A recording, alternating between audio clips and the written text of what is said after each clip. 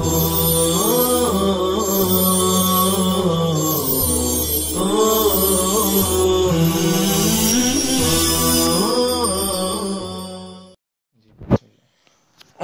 باللہ من الشیطان الرجیم بسم اللہ الرحمن الرحیم الاعراب اہل البدو اشد کفرا ونفاقا من اہل المدن لجفائهم وغلظ طبائهم وبعدهم عن سماع القرآن واجدر اولا بأن لا يعلموا حدود ما انزل الله على رسوله من الاحکام والشرائع واللہ علیم بخلقه حکیم فی صنعه بهم ومن الأعراب من يتخذ ما ينفق في سبيل الله مغرما غرامة وخسرانا لأنه لا يرجو ثوابه بل ينفقه خوفا وهم بنو اسد وغطفان ويتربص ينتظر بكم دوائر الزمان أن ينقلب عليكم فيتخلص عليهم دائرة السوء بالذم والفتح يدور العذاب والهلاك عليهم لا عليكم واللہ سمیع لأقوال عباده علیم بأفعالهم الاعراب دیہات میں رہنے والے لوگ اشد کفرا و نفاقا کفر اور نفاق میں بہت ہی سخت ہیں شہر میں رہنے والے لوگوں کے بنسبت ان کے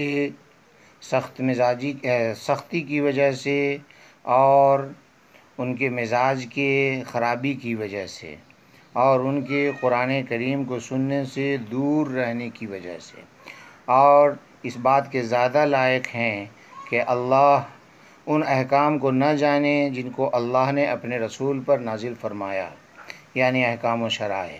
اللہ تعالیٰ اپنے مخلوق کو خوب جانتا ہے اور ان کے اپنی کاریگری میں حکمت والا ہے ان کے معاملے میں۔ اور بعض دیہاتی وہ ہیں کہ جو اللہ کے راستے میں خرچ کی ہوئی چیز کو تاوان قرار دیتے ہیں، یعنی تاوان اور نقصان کا ذریعہ سمجھتے ہیں، کیونکہ وہ اس کے ثواب کی امید نہیں رکھتے بلکہ وہ ڈر کے مارے خرچ کرتے ہیں۔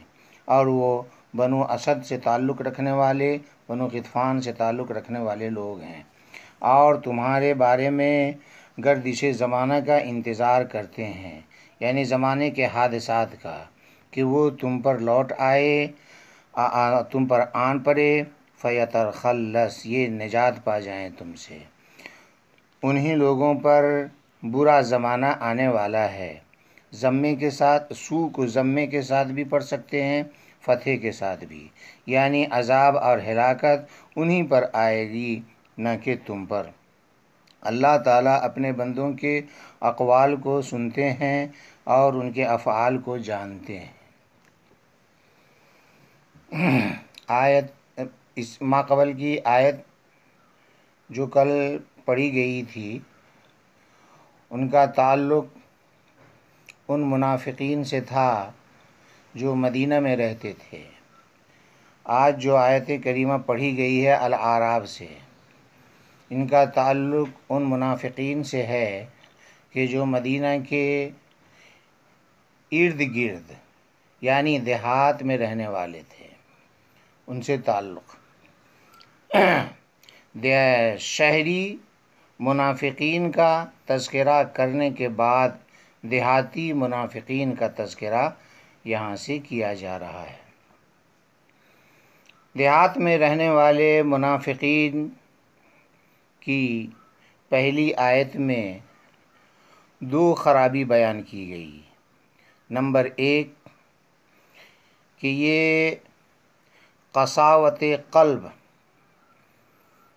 اور اسی طریقے سے جہالت کے مرض میں مبتلا ہیں۔ قلبی قساوت اور جہالت دونوں چیزیں ان کے اندر پائی جا رہی ہیں۔ قلبی قساوت کا نتیجہ یہ بیان کیا گیا اشد کفرا و نفاقا، اور جہالت کا نتیجہ یہ بیان کیا گیا اجدر ان لا یعلموا حدود ما انزل اللہ، کہ ان کے اندر قساوت قلبی بھی ہے اور جہالت بھی ہے۔ یہاں پر اعراب کا لفظ استعمال کیا گیا ہے۔ اعراب یہ لفظ عرب کی جمع نہیں ہے، بلکہ یہ اسم جمع ہے۔ اس کو عرب کی جمع ماننے سے ایک خرابی لازم آئے گی کہ مفرد کا عام ہونا اور جمع کا خاص ہونا لازم آئے گا، کیونکہ اعراب دیہات میں رہنے والے لوگوں کو کہا جاتا ہے، اور عرب ان لوگوں پر بولا جاتا ہے جو عربی زبان بولتے ہیں، چاہے وہ دیہات میں رہنے والے ہوں چاہے وہ شہر میں رہنے والے ہوں۔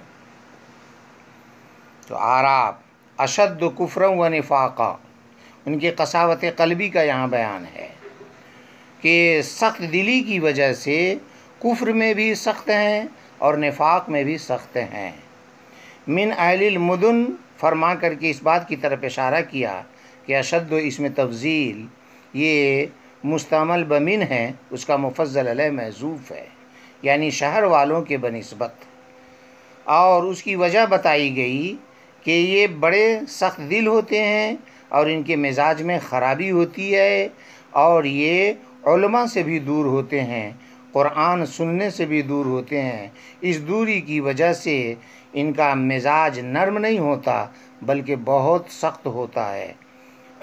اس سخت ہونے کی بنا پر یہ حقیقت کو سمجھتے نہیں ہیں، اور چونکہ ان کی دوری علماء سے ہوتی ہے، سماعت قرآن سے ہوتی ہے، یہی دو چیزیں علم کا ذریعہ ہے، اس بنا پر یہ علم سے محروم رہتے ہیں۔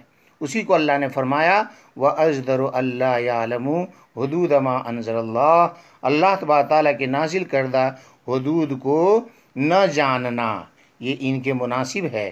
اس لیے مناسب ہے کہ یہ علماء سے بھی دور رہتے ہیں، قرآن کریم کو سننے سے بھی دور رہتے ہیں۔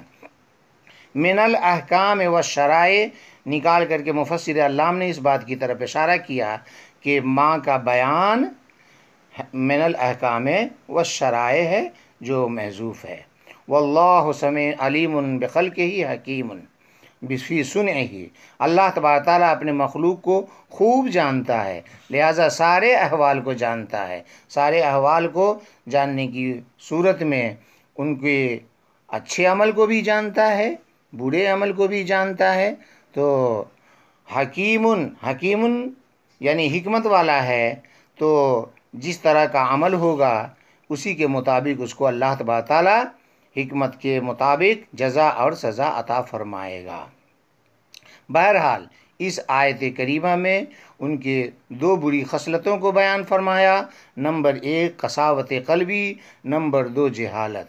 آگے کی آیت ومن الاعراب میں بھی ان کے دو بری خصلت کو بیان کیا جا رہا ہے، نمبر 1 ان کے بخل کو، اور نمبر 2 ان کی عداوت اور دشمنی کو۔ بخل بیان فرمایا من الاعراب من یتخذ ما ينفق مغرما، میں ان کے بخل کا بیان ہے، ویتربص بکم الدوائر میں ان کے عداوت کا بیان ہے کہ وہ مسلمانوں سے عداوت رکھتے ہیں۔ فرمایا گیا کہ بعض دیہاتی وہ ہیں کہ جو اللہ کے راستے میں خرچ کی ہوئی چیزوں کو تاوان سمجھتے ہیں۔ تاوان یعنی خسران اور نقصان کا ذریعہ۔ مغرم یہ خسران کو کہتے ہیں، اصل مغرم غرام سے مشتق ہے، غرام کے معنی ہلاکت کے ہے، چونکہ خسران موجب ہلاکت ہے اس لیے مغرم کو خسران کہتے ہیں، خسران کو مغرم کہتے ہیں۔ یہ دیہاتی لوگ اللہ کے راستے میں خرچ کی ہوئی چیز کو تاوان سمجھتے تھے۔ یہ تاوان سمجھنا کیوں تھا؟ اس لیے کہ ان کے دل میں ایمان تو تھا نہیں، اس لیے آخرت کا اعتقاد تھا نہیں کہ خرچ کیے ہوئے کے ثواب کی ان کو امید ہو۔ تو چونکہ اس کے خرچ کیے ہوئے مال کے ثواب کی ان کو امید نہیں تھی، اس لیے وہ خرچ کرنا بے سود سمجھتے تھے اور مال کا ضیاع سمجھتے تھے۔ اور ان کا خرچ کیا جانا جب وہ بے سود اور مال کا ضیاع سمجھتے تھے تو آخر خرچ کیوں کرتے تھے؟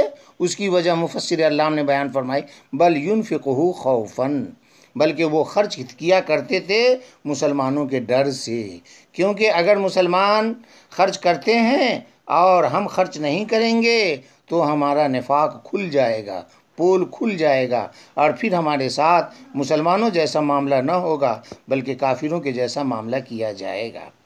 اور یہ لوگ، یہ دیہاتی جن کا بیان اس آیت کریمہ میں آیا ہے، وہ کون تھے؟ ان کا تعلق بنو اسد سے تھا، غطفان سے تھا۔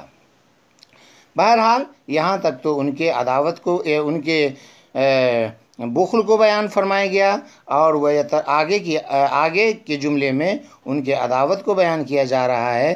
وَيَتَرَبَّصُ بِكُمُ الدَّوَائِرُ، ان کے عداوت کا حال یہ ہے کہ تمہارے بارے میں گردش زمانہ کا انتظار کرتے ہیں۔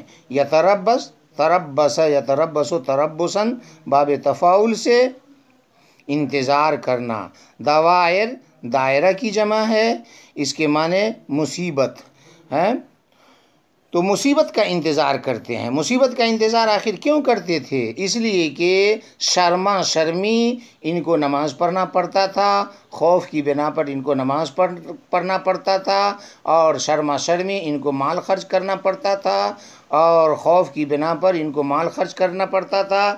اس لیے یہ چاہتے تھے کہ کسی طریقے سے ایمان والے پر گردش زمانہ آ جائے، یعنی ان کی مغلوبیت ہو جائے، یہ شکست کھا جائیں، تاکہ ان کے تابع ہم کو رہنا نہ پڑے۔ تو اس لیے وہ چاہتے تھے این قلب دوائر الزمان، یعنی زمانے کی گردش ان پر لوٹ آئے، پھر وہ نجات پا جائیں۔ یعنی نجات پانے کا مطلب یہ ہے کہ وہ جس چیز کو بوجھ سمجھ کر کے کرتے ہیں وہ کرنا نہ پڑے۔ اللہ تبارک تعالیٰ نے ان کے جواب میں کہا کہ تم مسلمانوں کے بارے میں گردش زمانہ کا کیا انتظار کرتے ہو؟ وہ تو تم ہی پر آنے والا ہے۔ اس کو فرمایا علیہم دائرۃ السوء، انہی پر گردش زمانہ آنے والا ہے۔ دائرہ اس سے پہلے آ چکا ہے کہ دائرہ مفرد ہے، اس کی جمع ہے دوائر۔ سو ضم کے ساتھ بھی پڑھ سکتے ہیں اور فتحے کے ساتھ بھی پڑھ سکتے ہیں۔ ضمہ کے ساتھ پڑھنے کی صورت میں یہ اسم ہوگا تو دائرہ کی اضافت اس کی طرف ہوگی، فتحے کے ساتھ پڑھنے کی صورت میں یعنی سو پڑھنے کی صورت میں وہ مصدر ہوگا۔ تو اس صورت میں دائرہ کی اضافت مصدر کی طرف مبالغہ کے لیے ہوگا۔ یدور العذاب والہلاک علیہم لا علیکم، یعنی عذاب اور ہلاکت انہی پر آنے والا ہے، نہ کہ تم پر۔ اللہ تبارک تعالیٰ اپنے بندوں کے اقوال کو جانتا ہے، سنتا ہے، اور اپنے بندوں کے افعال کو جانتا ہے، لہٰذا قول کو بھی سنتا ہے اور افعال کو بھی جانتا ہے، اسی کے مطابق جزا سزا دے گا۔ آگے عبارت وَمِنَ الْأَعْرَابِ مَن يُؤْمِنُ بِاللَّهِ وَالْيَوْمِ الْآخِرِ كَجُهَيْنَ وَمُزَيْنَ وَيَتَّخِذُ مَا يُنْفِقُ فِي سَبِيلِ اللَّهِ قُرُبَاتٍ تُقَرِّبُهُ عِندَ اللَّهِ وَوَسِيلَةً إِلَى صَلَوَاتِ دَعْوَاتِ الرَّسُولِ لَهُمْ أَلَا إِنَّهَا نَفَقَتُهُمْ قُرْبَةٌ بِضَمِّ الراءِ وسكونها لهم عنده سيدخلهم في رحمته جنته إن الله غفور لأهل طاعته رحيم بهم۔ یہاں سے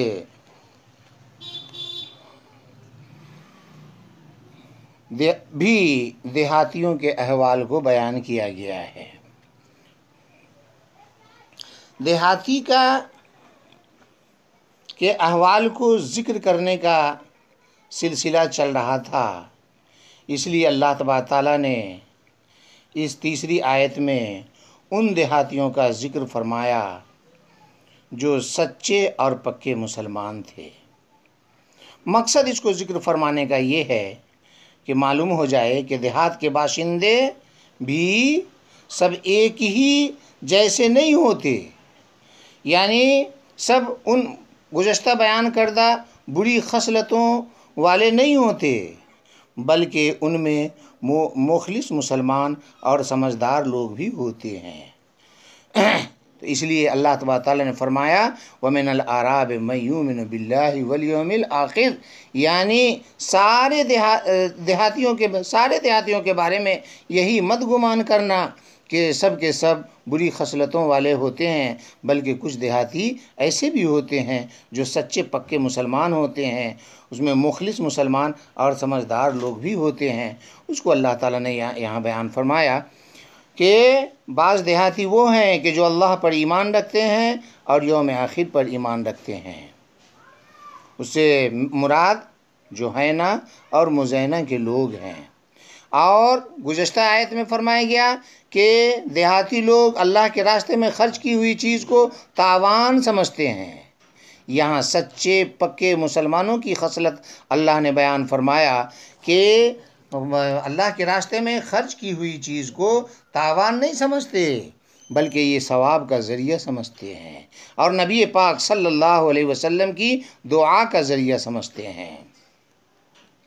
چنانچہ اللہ تبارک تعالیٰ نے ان کے گمان کے مطابق فرمایا ہاں ان کا خرچ کیا ہوا مال ان کے لیے ثواب کا ذریعہ ہے، اور نبی پاک صلی اللہ علیہ وسلم کے دعا کا ذریعہ بھی ہے۔ ثواب کے ذریعے کو تو اللہ تعالیٰ نے بیان فرمایا انہا قربۃ لہم، لیکن دعا کا ذریعہ ہے اس کو اللہ نے نہیں بیان فرمایا۔ کیوں؟ اس لیے کہ جب وہ لوگ یعنی سچے پکے مسلمان جن کا تعلق دیہات سے ہوتا، وہ نبی پاک صلی اللہ علیہ وسلم کی خدمت میں مال کو پیش کرتے تھے تو اللہ کے رسول صلی اللہ علیہ وسلم اسی وقت نقد ان کے لیے دعا کیا کرتے تھے۔ تو دعاؤں کو تو چونکہ کان سے وہ سن لیا کرتے تھے، اس لیے اس کو بتانے کی ضرورت نہیں تھی، لیکن قربت ہے کہ نہیں ہے اللہ تبارک تعالیٰ نے واضح فرما دیا کہ قربت کا بھی ذریعہ ہے اور ثواب کا بھی ذریعہ ہے، قربت اور ثواب کا ذریعہ ہے۔ اسی قربت اور ثواب کو بیان کرتے ہوئے آگے اس کی وضاحت فرمائی سیدخلہم فی رحمتہ، کہ اللہ تبارک تعالیٰ ان کو اپنی رحمت میں داخل فرمائے گا۔ فرمایا بہرحال فرمایا گیا کہ وَمِنَ الْأَعْرَابِ مَن يُؤْمِنُ بِاللَّهِ وَالْيَوْمِ الْآخِرِ کا جوہینہ و مزینہ وَيَتَّخِذُ مَا يُنْفِقُ فِي سَبِيلِهِ، اور جو مال وہ خرچ کرتے ہیں اللہ کے راستے میں اس کو قربت کا ذریعہ سمجھتے ہیں۔ قرباتن اے سبب قرباتن تقربہ عند اللہ، عند اللہ یہ قرباتن کی صفت بھی ہو سکتی ہے اور اسی طریقے سے اس کو ظرف بھی مانا جا سکتا ہے۔ وَوَسِيلَةً إِلَىٰ صَلَاةِ الرَّسُولِ، رسول پاک صلی اللہ علیہ وسلم کی دعا کا ذریعہ بھی ہے ان کے لیے۔ الا انہا قربتن، بے شک وہ ان کے لیے قربت ہے۔ یہ قربت اور قربت یعنی را کے ضمے کے ساتھ بھی اور سکون کے ساتھ بھی پڑھ سکتے ہیں۔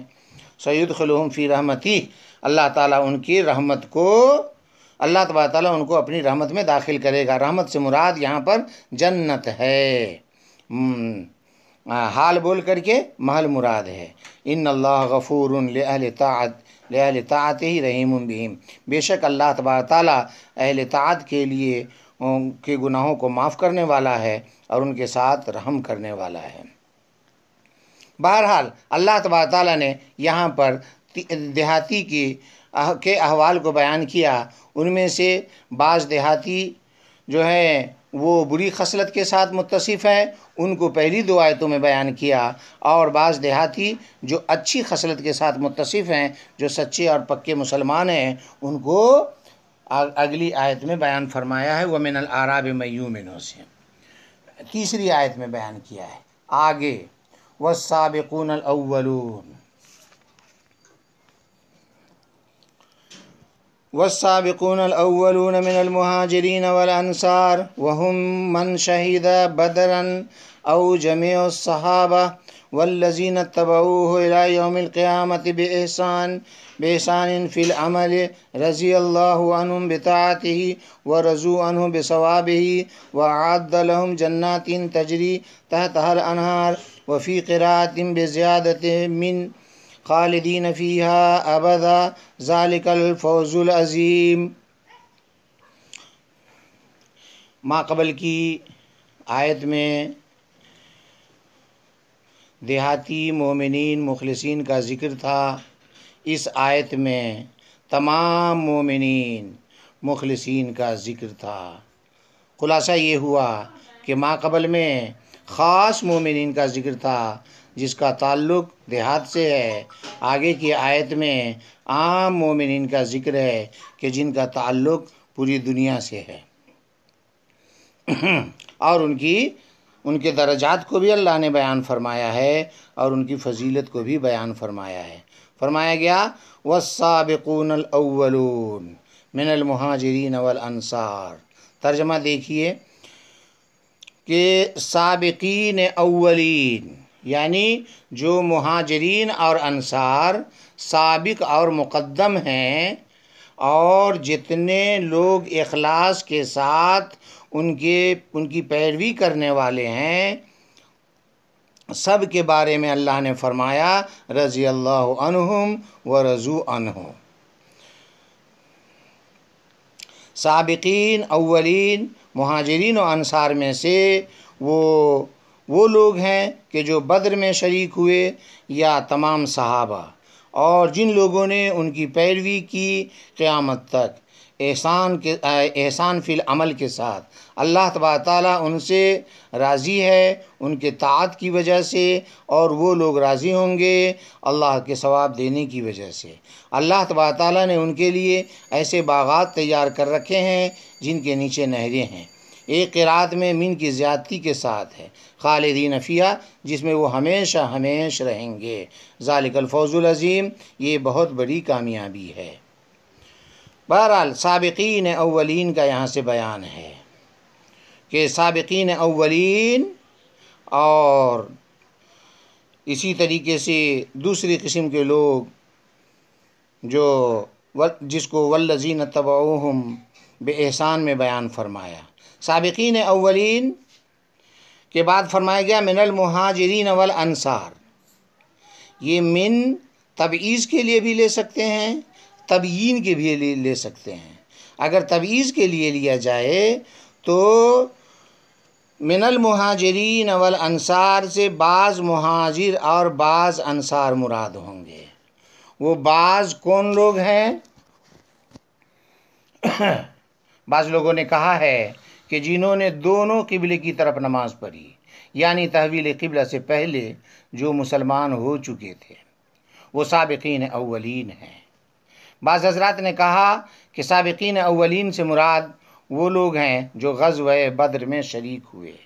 بعض حضرات نے کہا کہ سابقین اولین سے مراد وہ لوگ ہیں جو بیعت رضوان میں شریک ہوئے۔ ان تینوں قول کے مطابق والذین اتبعوہم بإحسان میں سابقین غیر سابقین اولین صحابہ کرام اور قیامت تک آنے والے جتنے لوگ ہیں جنہوں نے حضرات صحابہ کرام کی پیروی کی حسن عمل کے ساتھ، سب داخل ہوں گے۔ سابقین اولین من المہاجرین والانصار۔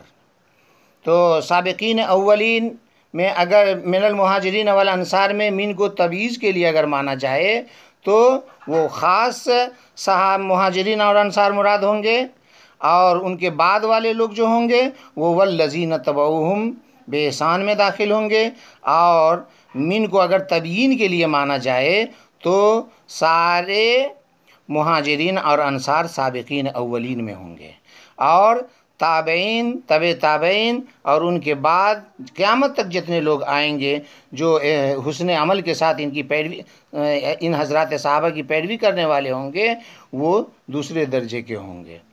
تو بہرحال خلاصہ یہ ہوا کہ سابقین اولین مہاجرین اور انصار، اور اسی طریقے سے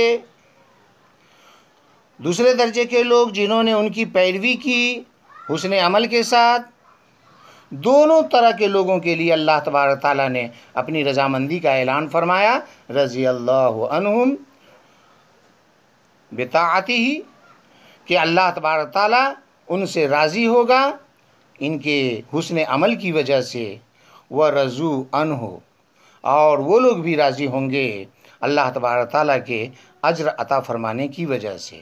رضی اللہ عنہم کا مطلب یہ ہے کہ اللہ تبارک و تعالیٰ ان کے عمل کی قدر کرے گا، اس کو قبول فرمائے گا۔ اور رضو عنہ کا مطلب یہ ہے کہ اللہ تبارک و تعالیٰ کے دیے ہوئے ثواب کی یہ مہاجرین و انصار اور دوسرے درجے کے جو لوگ ہیں سب قدر کریں گے اور اس سے خوش ہوں گے۔